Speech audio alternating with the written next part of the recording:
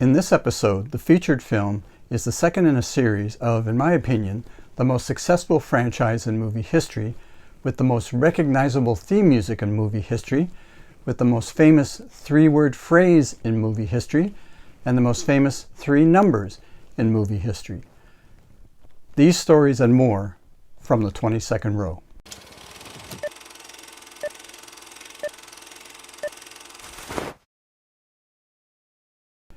From Russia with Love was released in 1963 and is the second installment in the James Bond franchise, the first being Dr. No, released in 1962.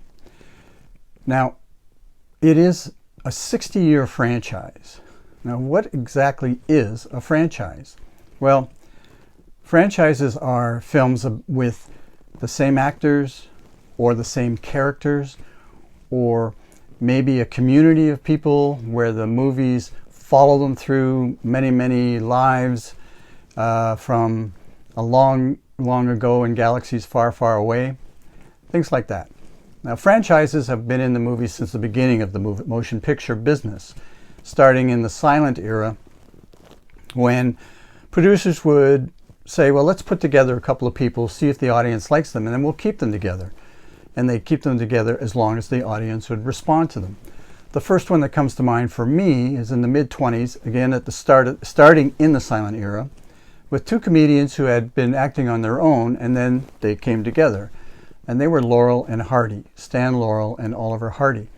Now, Laurel and Hardy's career lasted 20 years, both through silence and then into the talking period, and were very funny and well respected. In the mid-30s, there were a lot of musicals, song and dance musicals, very lightweight, given the times were very difficult. And two characters came together, an actor and actress came together in the middle 30s and just seemed to hit it off. The chemistry was perfect.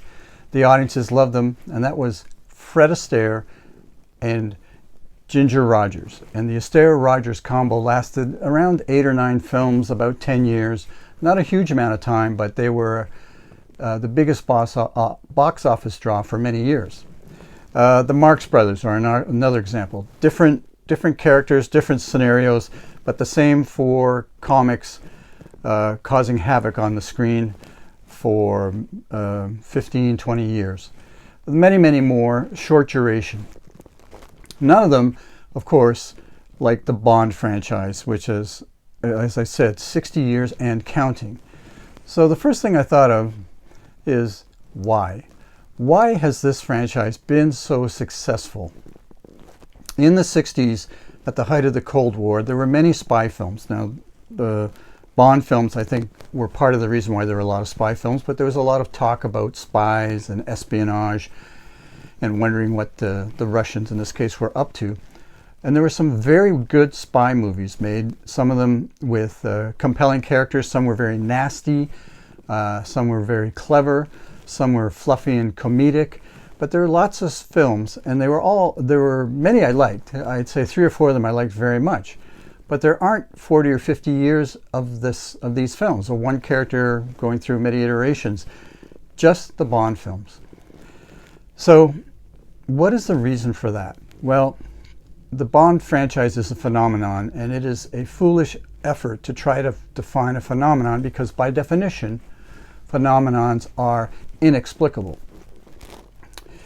All I can say is they just seem to have hit a vibe, a tone that worked. They had the right stories, the right character actors to start the series, the best leading man to start the series, the best mix of action, comedy, sex, violence, small s sex, that worked. Just the audiences seemed to like everything about the films. They were exotic. Eventually, it got into lots of gadgets and cars and action, lots and lots of action sequences. The producers decided, well, these first 3 films worked, let's make 3 more. Well, those 3 films worked and did well, let's make 3 more and 3 more, or whatever. And it reached a point where it just never seemed to stop, and it hasn't stopped. So who knows why? If we knew how to create a phenomenon, movie, people would do it every year, but it's not possible. All we know is that it exists, it is a phenomenon, It is an inexplicable run of films, and we'll leave it at that. From Russia with Love, as I said, is the second installment in this franchise, the first in 1963. The first was Dr. No in 1962. It was successful, but not as successful as From Russia with Love. From Russia with Love is another spy story. It's set in an exotic location, Istanbul. It's the good guys, the West, versus the bad guys, the Russians. It takes place at the height of the Cold War, which was to last another 20 years, give or take. And the action is like the first film, only more so. Action, good guys, bad guys, car chases. Like I said, well acted, well cast. So, but the underlying thing is the war. So why did this happen, and why in the early 60s were spy movies and espionage films so popular? So we have to go back to the Second World War, a war that took place between 1939 and 1945.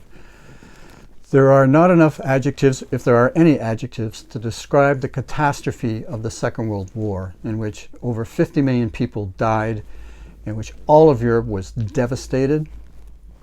And I saw, of course, as any student of history knows, what a horrific time it was.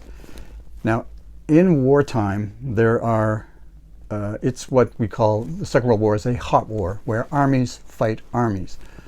The side of the West, not necessarily the West, was the British Empire, France, Soviet Russia, and the United States. The other side was Germany, and for a while, Italy. Now, Germany was a very formidable opponent because since 1933, they were a state designed to make citizens soldier citizens, growing up, teaching them the rules, how to become a good soldier, a very militaristic society, and also absolute devotion to their leader. That made them a very formidable enemy. So the war, it took 5.5 years for these four countries, the US, the British Empire, France, and Soviet Russia, to defeat the Germans. But defeat them they eventually did. Now, unlike the Great War, in which the war ended with an armistice, this war ended with the unconditional surrender of Germany. So Germany was done. Hitler and Mussolini were gone, but Europe was devastated. And the armies of the US, Great Britain, and France were in a lot of countries, still there. And the armies of the Soviet Union, the Soviet Russia, were in eastern countries like Poland, Czechoslovakia, Hungary, etc., etc. So the war ends, and now you've got to figure out what you're going to do next. Well, there was one dictator still on the scene. Joseph Stalin of Soviet Russia was a dictator, a very powerful person, still at the peak of his powers, and he wasn't a very trusting fellow. Russia has always feared the West, fear of them attacking, and he wanted to create a zone of protection for his country, and maybe there were ideological reasons for it as well. But he decided to keep his armies in the countries that they had overrun, that they had kicked the Germans out of, and install governments that were not only favorable to Soviet Russia, but they actually answered to Soviet Russia. Now, can you imagine the US Army or the British Army staying in Italy or Belgium or Holland and taking over those countries and saying, you are now part of the United States or Great Britain? You know, it just didn't happen. Their governments returned and they became independent democracies. So there's an ideological problem here where we've got countries that returned to more or less what they were before the war and countries that were taken over and controlled by Soviet Russia. So by 1945, we had, there was two sides. We were about to see the beginning of one side versus another, the powers led by the US and the powers led by Soviet Russia. So Germany was divided into two. The Eastern Germany controlled by Soviet Russia, Western Germany controlled by initially United States, France, and Great Britain. Even Berlin, which was the capital of Germany, was located completely inside Eastern Germany, but it was broken up into 4 pieces, one side being controlled by Soviet Russia, the other side being controlled by France, England, or Great Britain, and the United States. Eventually, the west side was to be controlled completely by the United States. So we really see developing an us versus them world. Now, the other consequence of the Second World War was espionage and spying are part and parcel of wars. You know, what's the other person doing? When are they going to attack? How are they going to attack? What are they going to use? So you have to find these things out, and you don't ask them, and you don't never want to go into a battle where you don't know something. So information is critical. So spying and information gathering have been around since the first wars of recorded history, right from putting soldiers inside a wooden horse and sneaking up on your enemy and trying to win the day. So by the end of the war, these institutions that were involved in these things on both sides became sophisticated, became very populated with individuals who worked there, so that by the end of the war there were lots and lots of spies, commandos, covert operators. Now some of them out of a job, but some of them moving on to these institutions. The United States had the Office of Strategic Services, which became the CIA. Russia had been, before Soviet Russia, they were Imperial Russia, and they had been a police state for 200 years, so they have had secret service agencies and spying capabilities forever. Eventually they mutated into the KGB, and the British had their MI6, their secret service wing, probably since the end of the Napoleonic era, 1815, but certainly since the dawn of the 20th century. So post-1945, the world was flush with both these institutions and the individuals who were part of these institutions. So 1946 rolls around, and got to come and talk about what are we going to do with this Europe. And as I said, Soviet Russia wasn't keen to really do anything except keep their armies in place, keep these countries in place, and the dividing lines were there. They would not negotiate. How much ideology was involved, I'm not sure. The West realized that Soviet Russia was now a threat, and in 1946, former war Prime Minister Winston Churchill of Great Britain gave a speech in the United States, in which he eloquently described the situation. He said, "From Stettin in the Baltic to Trieste in the Adriatic, an iron curtain has descended upon the Eastern Bloc." And that described, the Iron Curtain was the metaphorical block between the East and the West.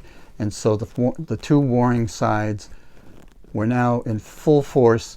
And it was, if we talk about the good guys being the West versus the bad guys, the East, that's how it stayed for the next 40 years. So the armies of the West and East didn't clash. There were no wars. There are lots of reasons: fear of annihilation, fear of a nuclear possibility, but they didn't clash. So that's why it was called a Cold War. A hot war is when armies fight. A Cold War is when armies don't fight. Maybe they use other countries to fight their wars. So how do you fight a Cold War? You fight them with spies, with intelligence agencies. And of course, all these countries now had fully functional, sophisticated agencies to spy. So the late 40s and early 50s were full of these spying agencies. As I said, the US was a little bit late to the game. Certainly they were involved in spying and espionage for the 20th century, but became very sophisticated at it, from the OSS becoming the CIA, and of course no shortage of money to do what they had to do. The Soviet Russia, as I said, had been involved in spying on other nations and their own people for 200 years. And because they were a power militarily by the end of the war, they had a huge infrastructure of spying represented by the KGB. Now the British are an interesting bunch because they've been around for quite a while. And scholars say the British MI6 was the best secret service in the world, I guess in terms of efficiencies, in terms of how they went about their business and their training of their agents or whatever. But it didn't start out that way. It wasn't until the end of the 19th century and the beginning of the 20th century that the British Secret Service sort of became the professional spy service that it was to be for the next 50 years. And as an aside, I have to suggest a TV series that was released in 1983 that chronicles this period from about 1895 to 1920, and it chronicles the life of a real-life figure who was hired by the British Secret Service to become their spy. It says in the show, the spy that they were looking for forever but could not find, because up until that point they wanted gentlemen, graduates of Oxford or Cambridge, to be upstanding and do the right thing and not get dirty. And this spy was ready to get down and dirty. His name was Sidney Rosenblum. He was born in Russia, but he had Western sympathies, or in those days more British, freedom-loving sympathies. He was fluent in languages and a real rascal, but had all the skills needed to be undercover, to work in other countries. And somehow the British found him, recruited him. He changed his name to Riley, and so the show is called Riley, Ace of Spies, 6 or 8 episodes, I think, and it chronicles his adventures between about 1895 in the Persian Gulf and a little bit of Russia, right up until 1920. The production values are excellent. The casting is terrific. It's based on a real person. It's based on the memoirs of someone who worked with him. And it's sort of like, here's the start of the British Professional Secret Service. The actor who plays Sidney Riley, by the way, is a fellow by the name of Sam Neill, a very young Sam Neill. And if you're not sure who that is, think of Jurassic Park, the first one, and the scientist who played in Jurassic Park, and that's Riley. So, terrific show. And again, it describes this birth of the Professional Secret Service in England and how efficient it was and how the mechanisms were already in place and at the beginning of the century, and were to flourish and all the things they were good at for the next 50 years, right up until the early 50s. So that's the stage. Lots of spies, lots of covert people with experience in covert activities, commandos blowing things up, sneaking into other countries, pretending to be who they are and who they aren't. It was all there by the early 50s, and so the Cold War raged on spy versus spy. So this is the environment that existed then, and why the idea of spies was popular. It wasn't a secret, it wasn't hidden. There was always talk of spies, always talk of Russians and communists, and fifth columnists is what they used to say in countries. So somebody decided to write a book about this in 1952 or sooner. So who was this person? Well, giving Britain the benefit of the doubt, there are many stories, novels, and movies about a certain kind of British individual. Well-educated, rich, well-connected, what we would call a ne'er-do-well. Didn't do that well in school, although he went to the best schools.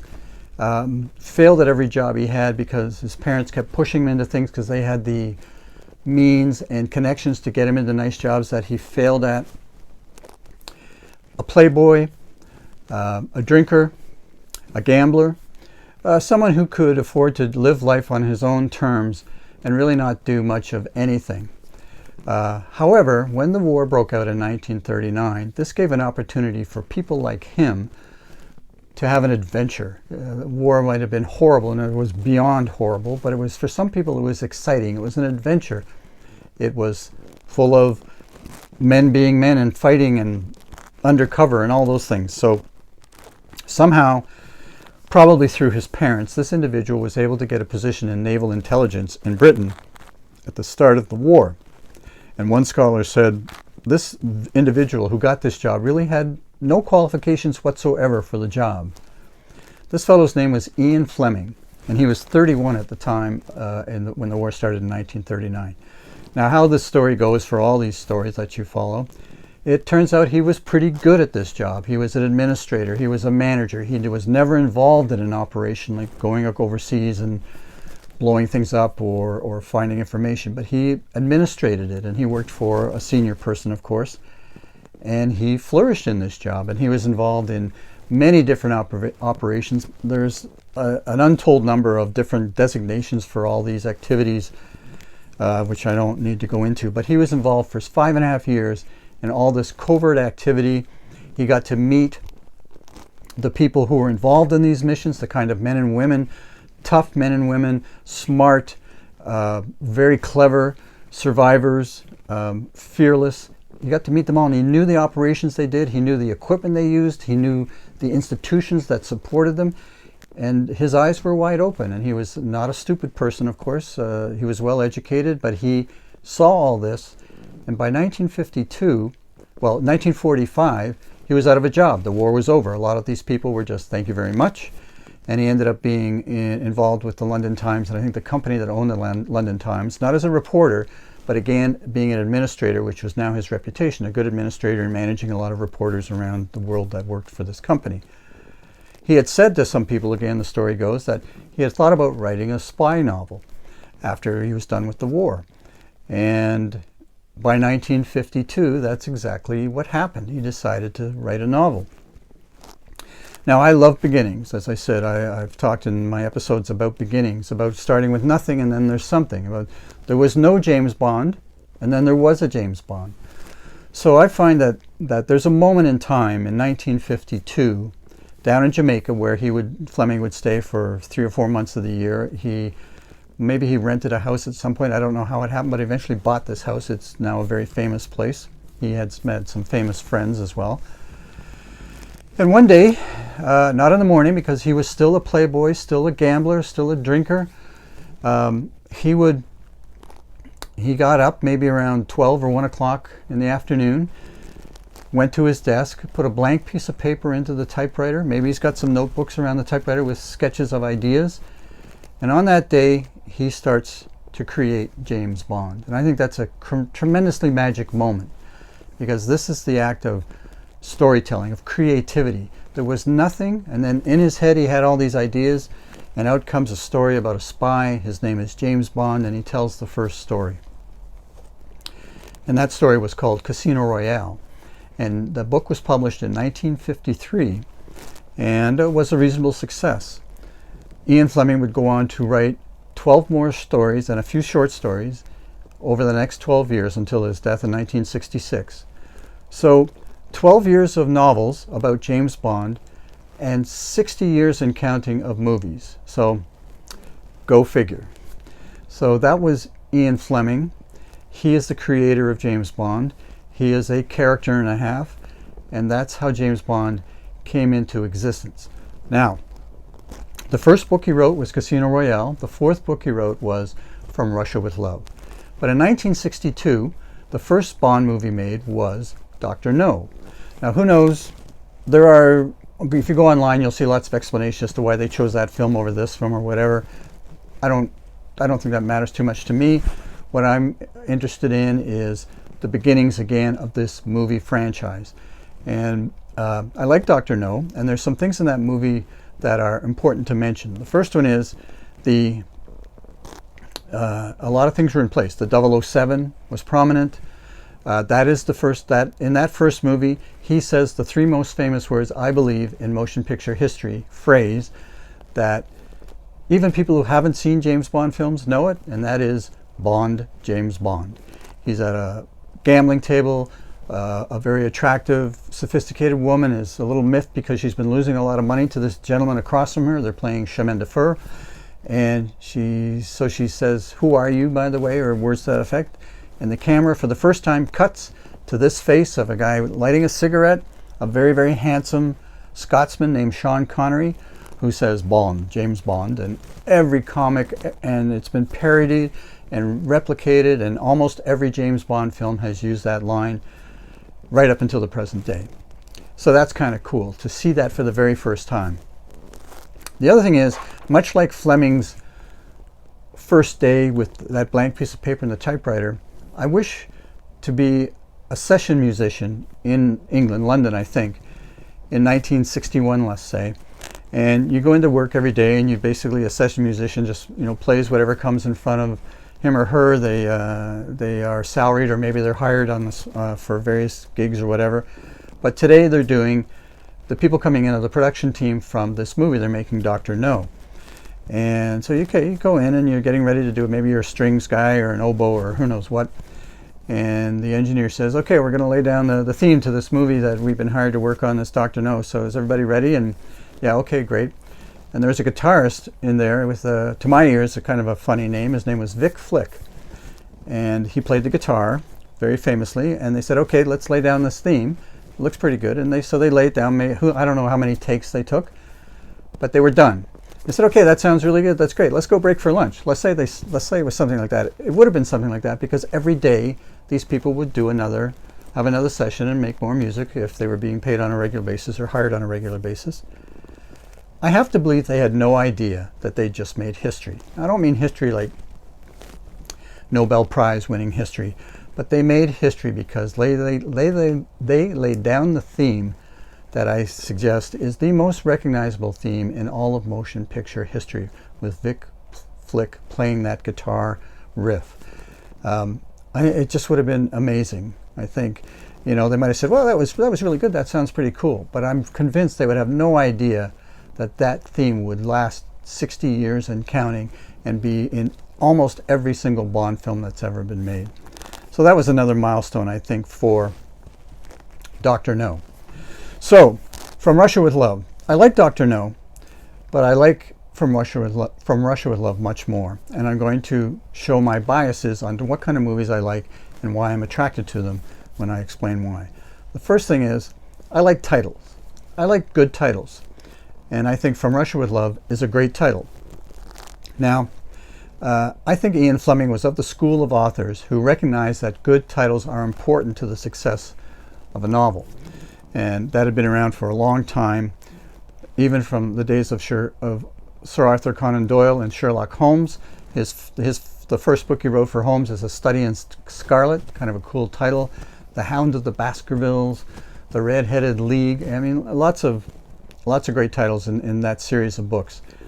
In the 30s, we have Dashiell Hammett, a detective fiction writer who created the character Sam Spade. He wrote The Maltese Falcon, and he wrote The Thin Man. Simple little title, just The Thin Man, but it's kind of catchy and it's kind of cool. And then almost a contemporary of Fleming's was a fellow by the name of Raymond Chandler, one of my favorite authors, who created the detective Philip Marlowe, and who wrote 6 books, all of them made into movies. The Big Sleep, The Long Goodbye, The Lady in the Lake. You can see how there's an economy to these titles. They're easy to remember, and there's a poetry to them. And in fact, in Hollywood, if a movie didn't have an obvious title, such as made from a book like Gone with the Wind or The Wizard of Oz, they had departments that would create titles. They had no idea what the movies were, but they would just create titles and attach them to movies, titles that they thought were catchy, were rolled off the tongue nicely, and were successful. And they did them. Numerous Hollywood films have titles that really have very little to do with the movie itself, but they're easy to remember. So, From Russia with Love, great title. I just love it. And the movie, it's really cool. Not at the credits, but later on in the movie, you see where the title comes from. And again, it's very clever. They didn't have to be that clever, but it's clever how they do it. And if you do watch the film, you'll see how it's done, and it's great. So, I like titles. Good titles. Second, I like screenwriters. I like scripts. I think that's the foundation of any story, any kind of creativity. Somebody has to write something down. Not painters or sculptors, of course, but when we're talking about narratives and we're talking about the movie business, I think it all starts with the script. Yes, you need an actor, maybe a big star, a famous director, very talented people, but even they can't turn a bad script into a good one. So I like really tight storytelling, and when you watch a film, you can tell if you don't know how much effort they made into it. Maybe they came to them in one day, maybe it took them 6 months, but it's intelligent and it works. And I think the story From Russia with Love, it really, really works. And I'll give you a reason why.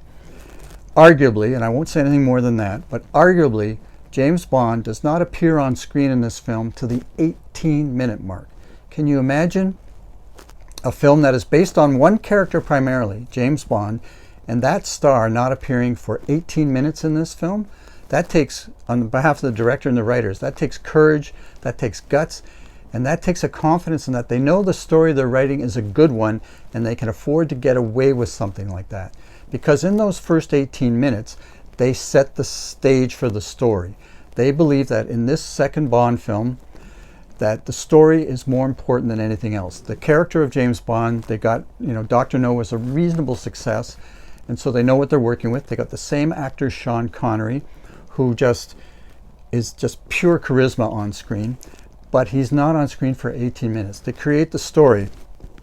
The Russian junior clerk, female, who has fallen in love with the picture of James Bond and wants to meet him and wants to defect, and the way to defect is to give the British a decoding machine, but only if James Bond gets it, picks it up in Istanbul. So that's part of the story. Now, for the rest of those 18 minutes, they set up the rest of it, how this is not as easy as it sounds, and there's a lot more going on. They introduce all the main players that are going to happen in this story. I just find it's just brilliant how they've got this thing set up. And then at 18 minutes, we see James Bond. In a few seconds, he's in the office with M, same character who played it in the first film. And then we're introduced to the quartermaster known as Q, who appears in the next 10 years, 15 years of Bond films, the same actor and the same character. We see, again, the administrative assistant outside the door, Miss Moneypenny, who, as a matter of fact, in my cinema class, I met her in 1976. She was a guest in our class, Lois Maxwell, wonderful lady, and my God, she was in this film. And I think the first, I don't know how many, maybe 5 or 6 Bond films. So it's all set up. The story is prepared. We know who the good guys are. We know who the bad guys are. We know that even Bond and M know that it's a trap, but the carrot that they're being dangled is this decoding machine, which they have to assume is legit. So, of course, he goes to Istanbul. So a great structure to the story is what I like. Now, next up is location. The location for this film is Istanbul. And oddly enough, most of this film was shot on location in Istanbul. And in 1963, and for the history of Hollywood up until, I guess, late 60s, early 70s, movies were often shot at studios. Cheaper, they could build whatever sets they wanted to. They could reuse them. It was just a better way to do things. They could control the environment. But for whatever reasons, they decided to shoot in Istanbul. And I think that's a tremendous plus to this film, why I like it so much.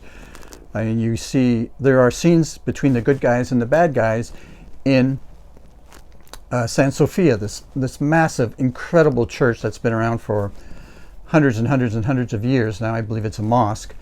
But it's just spectacular. And there are other scenes in Istanbul that I don't know the names of the places, palaces and other places that have been around for 1,000 years. But it just is another component to the film that I think is great. It's exotic. It's kind of fun. It's just another different place, which is, I think, a good thing when you're watching action films. Let's take it somewhere else, not in our backyard, so to speak. So I like that very much. And then there is the layering of the story that didn't have to be there, but it is, and which is what adds to the movie.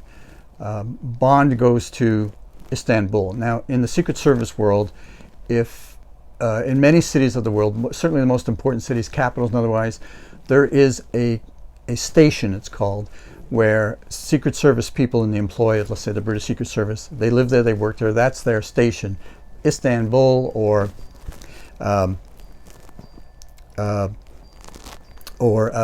Washington or Berlin or Moscow, they had stations. So the head of station in Istanbul is a character, a genuine character, and his name is Ali Karim Bey. Now, if you see this film and you don't think you're not going to remember that name, I guarantee you will remember that name. And when you see the film, you'll understand why. So Ali Karim Bey is this charming actor, well crafted. He's again a genuine character. His sons all work for him. He says that blood is thicker than water and is safer in the security business. And so there's an element to the story there that didn't have to be there, but it is. And if you see the film, you'll see all the nuances that this character brings to the movie, which is terrific. And at one point, they have to get out of Istanbul. It's getting too hot for them. And so he knows this Romani camp. And you think, oh, this is just a diversion. This has got nothing to do with anything. But it actually moves the plot forward because they go to this Romany camp to hide out for the night. But the bad guys, somehow they know they're there. And so the bad guys go, and that Romany camp becomes the setting for a battle. A good guy, bad guy fight, and there's a lot going on, and there's a whole lot going on there beyond just a simple fight. And it's just excellent how they added that piece. It could have been just a diversion. It could have had nothing to do with the movie, but it does. So that is another piece about the movie I like very much. So, and then they come back to Istanbul, and then the pace of the film picks up very rapidly because the good guys and the bad guys are soon to come together. So that's the essence of From Russia with Love. I just think it's a wonderful film. I like everything about it. And I'm going to add one more thing. There's are the bad guys, but they're not. I don't mean to criticize the other Bond films, but I don't like them as much because I think they're a bit over the top. Too much emphasis on gadgets. I don't mind the cars, you know, the Aston Martin and the future film, that's kind of cool, but too much non-character stuff. In this film, I think there was a genuine attempt at realism. Now, I'm not saying it's not a documentary, and I'm sure maybe no spies ever acted like James Bond, but there seemed to be, to me, that the story was paramount. Let's put these really interesting people together in a really good story and go from beginning to end. And I think that's why the movie works so well, and it certainly works for me. In fact, I don't think they were as successful as they are in From Russia with Love until Casino Royale and Daniel Craig. The next film that I think had the right tone, the right mixture of the James Bond cleverness and wit and sexiness and violence. And it's no surprise, of course, that my two favorite Bond films are From Russia with Love and Casino Royale. It just, I think, is it just didn't reach the point where the characters weren't as important as everything else going on in the film.